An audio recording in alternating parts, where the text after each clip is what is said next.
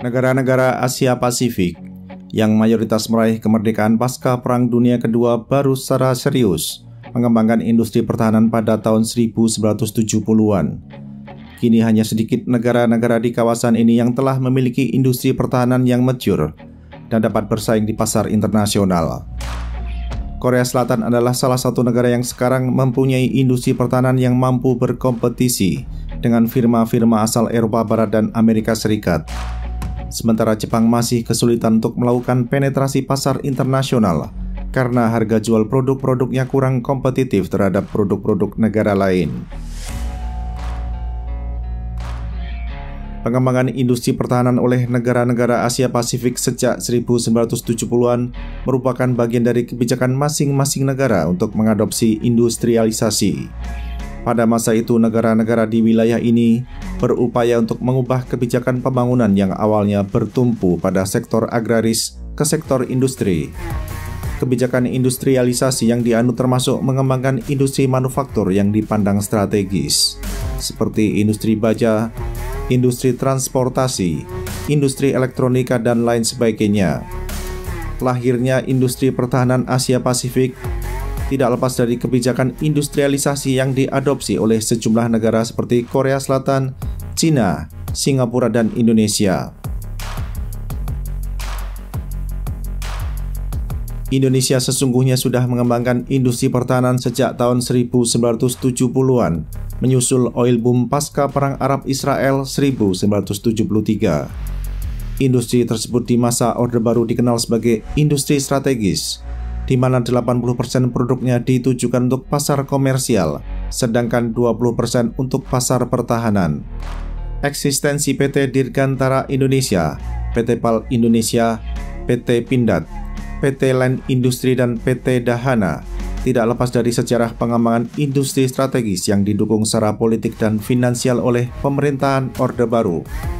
Namun kejatuhan rezim Orde Baru pada 21 Mei 1998 mempengaruhi pula kemajuan perusahaan-perusahaan tersebut dan dampaknya terasa hingga hari ini. Saat ini, negara-negara di Asia Tenggara sedang atau dalam waktu dekat berencana untuk memodernisasi angkatan bersenjatanya. Sebagai contoh, pada bulan Januari lalu, pemerintah Filipina sudah mengumumkan program modernisasi bernama Re-Horizon 3 dengan total anggaran sebesar 35 miliar US dollar.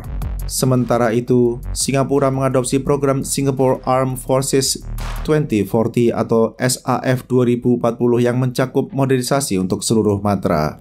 Pada Februari 2023, negara yang luas daratannya hanya sedikit lebih besar dari Jakarta tersebut juga sudah mengumumkan pembelian 8 unit F-35 tambahan untuk menggantikan armada F-16 yang akan mulai dipensiunkan pada pertengahan 2030-an. Selain itu, Vietnam menargetkan untuk menyelesaikan modernisasi angkatan bersenjatanya pada tahun 2030. Ada pula Malaysia yang sudah memesan 18 pesawat tempur ringan FA-50 dari Korea Selatan di tengah kesulitan anggaran pertahanan negara itu sejak lebih dari 10 tahun silam. Tetangga Malaysia yakni Thailand dikabarkan akan mulai membeli pesawat tempur baru pada tahun depan. Negeri Gajah Putih tersebut bahkan pernah memiliki niat untuk membeli F-35. Namun pada tahun lalu permintaan tersebut ditolak oleh Amerika Serikat. Modernisasi juga terjadi pada dimensi bawah laut, di mana saat ini Indonesia dan Filipina mengincar kapal selam modern buatan Eropa, termasuk Scorpène buatan Prancis. Di samping keperluan mendasar untuk mengganti sistem persenjataan yang sudah semakin tua, keputusan negara-negara ASEAN untuk melakukan modernisasi sistem senjata didorong pula oleh semakin memanasnya situasi geopolitik di tingkat global maupun regional. Invasi Rusia terhadap Ukraina menjadi pengingat bahwa perang konvensional skala besar yang berlarut masih dapat terjadi. Ketegangan yang terjadi di semenanjung Korea, Selat Taiwan, dan Laut Cina Selatan juga menjadi faktor pendorong untuk mengantisipasi jika sewaktu-waktu konflik bersenjata terjadi di dalam atau dekat wilayah Asia Tenggara. Meningkatnya belanja pertahanan dan kebutuhan akan perlengkapan militer yang modern seharusnya memberikan peluang bagi negara-negara Asia Tenggara untuk meningkatkan kerjasama industri pertahanan. Selain untuk membuat angkatan bersenjata di kawasan ini lebih modern, kerjasama industri pertahanan masih selaras dengan program-program terkait kerjasama industri manufaktur dan penguasaan teknologi yang digagas oleh ASEAN. Namun inisiatif kerjasama yang digagas sejak 14 tahun lalu tidak berjalan dengan baik. Sebab ASEAN Defense Industrial Collaboration atau ADIC nampaknya harus menghadapi kepentingan nasional negara-negara ASEAN yang berbeda-beda. Sampai sekarang kerjasama antar industri pertahanan negara-negara ASEAN cukup sedikit sebab masing-masing negara anggota lebih memberikan prioritas pada kerjasama industri pertahanan dengan negara-negara maju. Sesungguhnya peluang kerjasama berasal dari fakta bahwa saat ini militer ASEAN menggunakan banyak produk pertahanan yang sama, mulai dari pesawat tempur, pesawat angkut, helikopter, radar, dan rudal.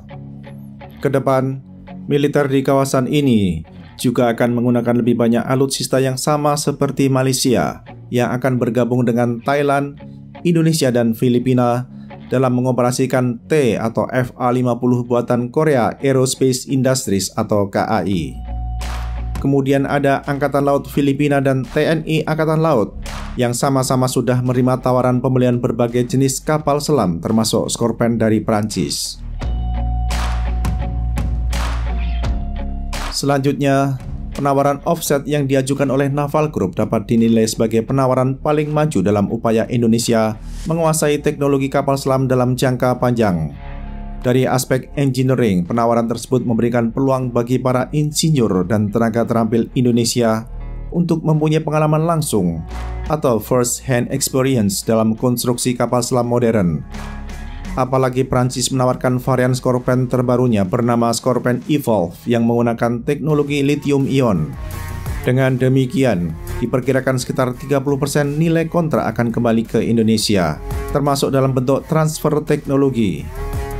Jika terwujud, bentuk kerjasama ini dapat menjadi golden standard baru di Asia Tenggara mengenai bagaimana negara-negara di kawasan dapat memaksimalkan keuntungan yang diperoleh dari pengadaan alutsista strategis. Akan tetapi, membentuk kerjasama industri pertahanan yang bersifat multilateral tidak mudah. Pada dasarnya, setiap negara ASEAN memiliki kapasitas dan political will yang berbeda-beda dalam menentukan besaran anggaran pertahanannya.